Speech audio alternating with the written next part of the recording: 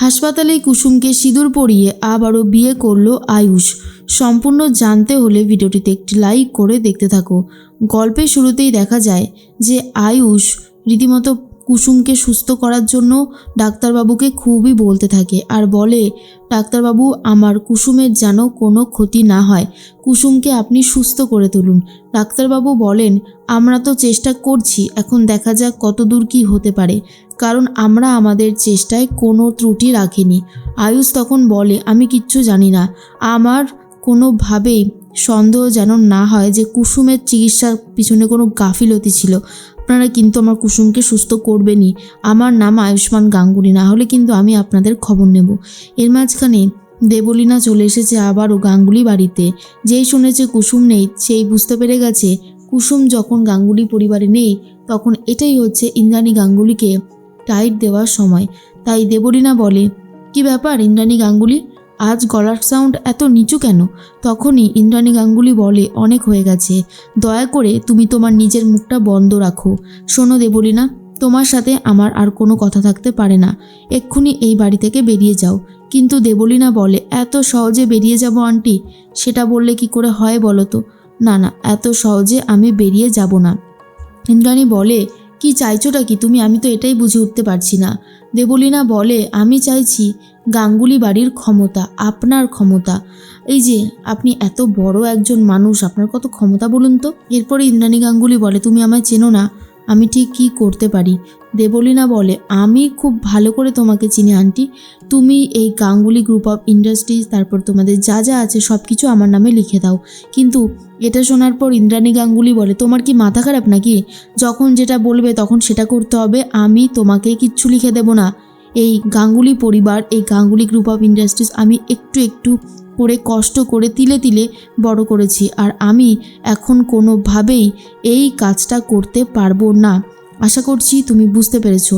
ঠিক সেই মুহূর্তেই তখনই দেবলীনা ভাবতে থাকে কি করে এই কাজটা ইন্দ্রাণী গাঙ্গুলিকে দিয়ে করানো যেতে পারে। তাই ঠিক করে সমস্তটা এবার অ্যাপ্লাই করবে।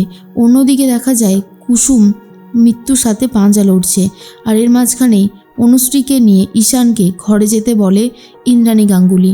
তাই ঈশান অনুশ্রীকে নিয়ে ঘরে চলে যায়, আর সিদ্ধার্থ যেতে চায় না। তবুও দেখা যায় মীনাক্ষী বলে, চলো আমরা ঘরে যাই, দিদি এদিকটা সামলে নিক। এরপরেই অনুশ্রীকে সব সত্যিটা জানিয়ে দেবে বলে ঠিক করে দেবলীনা। এমনটাই থ্রেট করতে থাকে ইন্দ্রাণী গাঙ্গুলিকে, আর বলে, এখন যদি আমি অনুশ্রীকে সমস্ত সত্যিটা জানিয়ে দিই তাহলে কেমন হবে আন্টি? অনুশ্রী জেনে যাক যে অনুশ্রীর বাচ্চাটা আর এই পৃথিবীতেই নেই। ইন্দ্রাণী গাঙ্গুলি ভাবে, এটা যদি হয় তাহলে খুব খারাপ হবে, অনুশ্রীকে হয়তো আর আমরা ঠিক রাখতে পারবো না, ও পাগল হয়ে যাবে, কারণ এত বড় নিউজটা ও জানতে পারলে অনেক বড় আঘাত পাবে। দেবলীনা উঠে পড়ে লেগেছে ইন্দ্রাণী গাঙ্গুলিকে রীতিমতো কুপঘাত করবে বলে, আর তখন ইন্দ্রাণী গাঙ্গুলি অনেকটাই অসহায় বোধ করতে থাকে, কারণ এই সময় কুসুম তার পাশে নেই। সব সময় যে মেয়েটা পাশে থাকতো সেই কুসুম আজকে পাশে নেই ইন্দ্রাণী গাঙ্গুলির। সে হসপিটালের বেডে শুয়ে সমানে মৃত্যুর সাথে পাঞ্জা লড়ছে। দেবলীনা আরও একটা ভয় দেখাতে শুরু করে ইন্দ্রাণী গাঙ্গুলিকে, আর বলে, আন্টি তোমার জন্য আরও একটা বড়সড় সারপ্রাইজ রয়েছে। কি সেই সারপ্রাইজ? চলো তোমাকে একটু দেখাই। ঠিক সেই মুহূর্তেই ফোনে দেখাতে থাকে যে রাজবাবু বাইরে একটা কাজে গেছিল, আর তাকেই তাক করে রেখেছে বন্দুক, আর সেই বন্দুকের ইশারায় রয়েছে রাজবাবু। একবার যদি দেবলীনা এখান থেকে বলে দেয় তাহলে রাজবাবু শেষ হয়ে যাবে। আর এত বড় একটা ভিডিও দেখার পর ভয়ে রীতিমতো জড়সড় হয়ে গেছে ইন্দ্রাণী গাঙ্গুলি। কি করবে বুঝতে পারছে না, আর বলে, তুমি কি মানুষ? এইভাবে ব্ল্যাকমেল করে তুমি কি ভেবেছো কি করতে পারবে? কিচ্ছু করতে পারবে না। দেবলীনা বলে, কি করতে পারবো আর কি করতে পারবো না সেটা তাহলে সময় বিশেষে দেখিয়ে দিই আন্টি। কিন্তু ইন্দ্রাণী গাঙ্গুলি ভাবে এই সমস্ত ক্ষমতা তার আবারও হতে পারে পরে, কিন্তু যদি মানুষ চলে যায় সে কখনোই আর ফেরত আসবে না। তাই ঠিক করে দেবলীনা যেটা বলছে সেটাই মেনে নেবে। দেবলীনা বলে, তাহলে ফাইলগুলো বার করি আন্টি, কাগজপত্র আমি সব কিছু রেডি করে নিয়েই এসেছি। আর এই সময় ইন্দ্রাণী গাঙ্গুলির পাশে কেউ ছিল না, তাই ইন্দ্রাণী গাঙ্গুলি সাইন করে দিতে বাধ্য হয়। আর দেবলীনা সেই সই করা কাগজগুলো নিয়ে খুবই খুশি হয়ে যায়, আর বলে, থ্যাংক ইউ আন্টি এত সব কিছু আমাকে দেওয়ার জন্য। এরপরে ইন্দ্রাণী গাঙ্গুলি বুঝতে পারে সে কত বড় একটা ভুল করেছে, তবুও রাজবাবুর জীবনের থেকে অন্য কিছু বড় হতে পারে না এমনটাই ভাবতে থাকে। এইদিকে ঈশান্ত চলে গেছে আবারও হসপিটালে। অন্যদিকে মৃত্যুর সাথে তো পাঞ্জা লড়ছিল কুসুম। কুসুমের অবস্থা খুবই খারাপ। ডাক্তারবাবু রীতিমতো শেষ জবাব দিয়ে দিয়েছে। তখনই ইন্দ্রাণী গাঙ্গুলি পুজোয় বসে পড়েছে। আর এদিকে আয়ুষও চলে গেছে পুজো দিতে। আয়ুষ ঠাকুরের কাছে বলতে থাকে যেই মেয়েটা সবার বিপদে ঝাঁপিয়ে পড়েছে, কখনো কখনো নিজের কথাও ভাবেনি, আর আজ সেই মেয়েটা এই রকমভাবে মৃত্যুর সাথে পাঞ্জা লড়বে, সে শেষ হয়ে যাবে। এটা হতে পারে না ভগবান, তুমি ওকে সুস্থ করে দাও। ওকে নিয়ে আমি যেন খুব তাড়াতাড়ি বাড়ি ফিরতে পারি, কারণ ওর ফেরাটা খুব জরুরি। এর মাঝখানেই দেখা যায় আয়ুষ খুবই কান্নাকাটি করছিল। ঈশানও ভেঙে পড়েছে, কারণ ডাক্তারবাবু অলরেডি সব কিছু বলে দিয়েছে।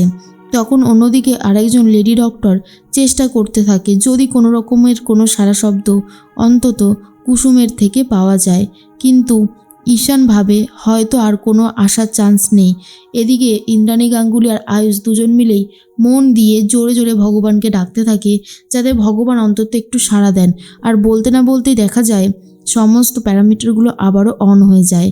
আর এটা দেখার পরে ঈশান বলে, দেখুন না কি আমার জাদুঘর ঠিক আছে? তখন ডাক্তারবাবুরা বলে এটা তো মিরাক্কেল হয়েছে, এমনটা হওয়ার তো কথা ছিলই না। ঈশান তো খুবই খুশি হয়ে যায়। আর তখন ডাক্তারবাবু বলে মনে হচ্ছে পেশেন্ট এই যাত্রায় একদম বিপদমুক্ত হয়ে গেছে। এর মধ্যেই ফোন করেছে আয়ুষকে আর বলে যে ভাইদা আমাদের কুসুম এখন একদম সুস্থ, আর কোনো বিপদ ওকে স্পর্শ করতে পারবে না। কথাটা শোনার পর আয়ুষ খুব খুশি হয়ে যায় আর ভাবে এটাই তো চেয়েছিলাম, যাতে কুসুম একেবারে সুস্থ হয়ে যায়, যাতে আর কোনো সমস্যা না থাকে। এর মধ্যেই ঈশান তার মাকেও ফোন করে আর বলে, মা জাদুঘর এখন আগের থেকে অনেকটাই সুস্থ, জাদুঘরের আর কোনো বিপদ নেই, ডাক্তারবাবু নিজে বলে দিয়েছে।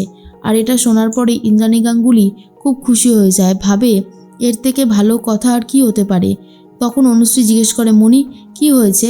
তখনই মণি বলে দেয় যে আমাদের কুসুম এখন আগের থেকে সুস্থ, আর কয়েকদিনের মধ্যেই ও বাড়িতে আসতে পারবে। এটা শোনার পর অনুশ্রী নিজেও খুব খুশি হয়ে যায়। কিন্তু অন্যদিকে কুসুম অসুস্থ। কুসুম তো জানে যে তার বাবা এই কাজটা করেছিল, তাই সবার আগে বাবাকে খুঁজতে থাকে। এর মধ্যে আয়ুষ বলে, এখন কোনো কিছুতেই তুমি উঠবে না, বিশ্রাম নাও। এরপরেই আয়ুষ নিজের রীতিমতো হাত দিয়ে কুসুমের মাথায় হাত বুলিয়ে দিতে থাকে। আর তখনই কুসুমের সিঁথিতে নিজের রক্ত দিয়ে সিঁদুর পরিয়ে দেয় আয়ুষ। আর যা দেখার পরে কুসুম বলে, আপনি আবারও এই হসপিটালের মধ্যেই আমাকে আবারও সিঁদুর পরিয়ে দিলেন ছোট সাহেব, এর থেকে ভালো আর কি হতে পারে। আয়ুষও বুঝতে পারে এবারেই ইন্দ্রাণী গাঙ্গুলিকে সব সত্যিটা বলে কুসুমকে নিজের স্ত্রীর সম্মান দেবে আয়ুষ।